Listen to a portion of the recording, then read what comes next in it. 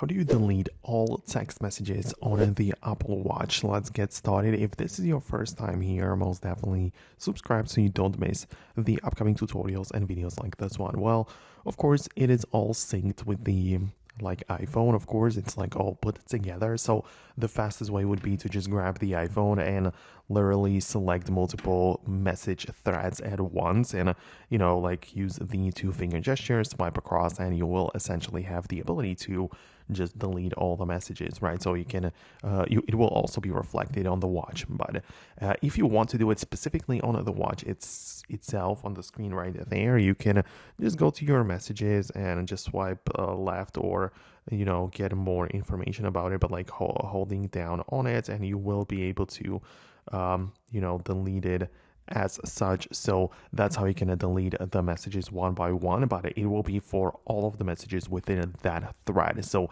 it really depends on what you mean. But yeah, as I say, the way to delete it on the iPhone is delete all messages at once from one conversation thread by swiping left and clicking the trash icon, or you can also delete it from the iPhone, which means that it will be synced to the Apple Watch and it will also disappear from the wrist, right? So yeah, it depends on what you want. Obviously, if you want to completely separate it, you can as well just unpair the Apple Watch, and then repair it again, but that would be like a complete reset of the watch.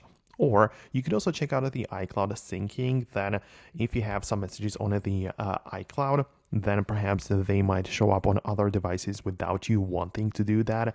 So you can see the settings, profile, and iCloud, and in there you can also decide if you want the messages to be synced to iCloud too. So I hope it makes sense. This is basically all that you can do about it. I really hope I can help you out. Thanks a lot, and I hopefully see you later in the next videos too.